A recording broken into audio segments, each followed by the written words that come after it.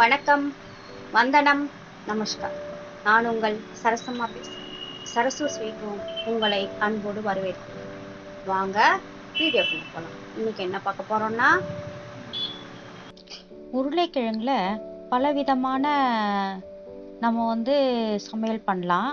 இப்போ நம்ம உருளைக்கிழங்கு பற்றி தான் நம்ம பார்க்க போகிறோம். பாருங்க, உருளைக்கிழங்குல நம்ம சிப்ஸ் பண்ணலாம், உருளைக்கிழங்கு வேக வச்சு பொரியல் பண்ணலாம், உருளைக்கிழங்குல நம்ம எல்லா விதமான தின்பண்டங்களும் பண்ணலாம். இப்போ இதை பார்க்க போகிறோம் நம்ம. வாங்க, உருளைக்கிழங்கு இப்போ நேர் குத்து வெட்டுறோம், கட் பண்ணிக்கலாம்.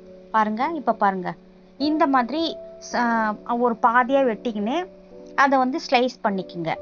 இது பொரியலுக்கு, நம்ம அவியலுக்கு, வெங்காயம் பச்சை மிளகாய் போட்டு குழம்புக்கு, உருளைக்கிழங்கு குழம்புக்கு அதெல்லாம் நம்ம செய்துக்கலாம்.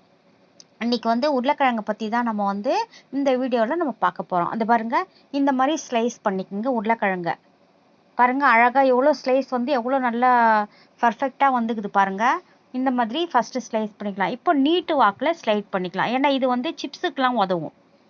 உருளைக்கிழங்கு இது ஃப்ரெஞ்ச் ஃப்ரைலாம் பண்ணுறோம் இல்லைங்களா, அதுக்காக உதவும். இந்த மாதிரி அதை உருளைக்கிழங்கை நம்ம கட் பண்ணிக்கலாம். கட் பண்ணிவிட்டு நம்ம எப்படி பண்ணுறதுன்னு பார்க்கலாம், சரிங்களா?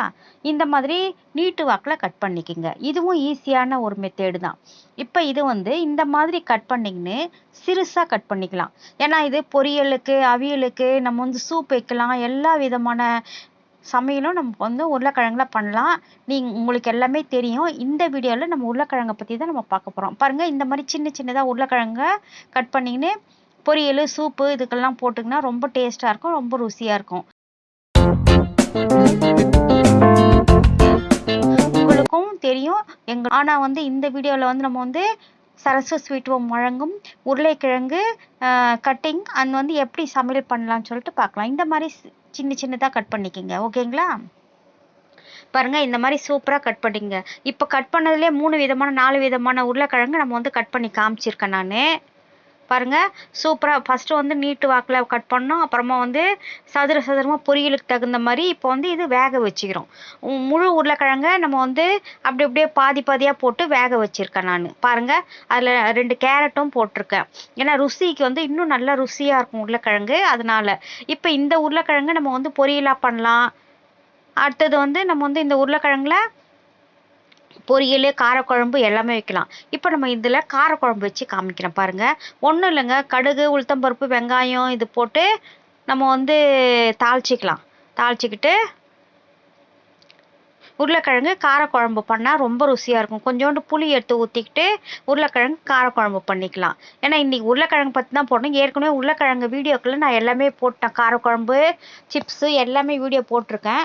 நீங்கள் டிஸ்கிரிப்ஷனில் நான் அதனோட லிங்க்கு கொடுக்குறேன், நீங்கள் போய் அதை பார்த்துக்குங்க. இது ஃப்ரெஞ்ச் ஃப்ரை. இப்போ நீட்டு வாக்கில் கட் பண்ணோம் இல்லையா உருளைக்கிழங்கு, இப்போ இந்த மாதிரி நம்ம ஃப்ரெஞ்ச் ஃப்ரை பண்ணலாம்.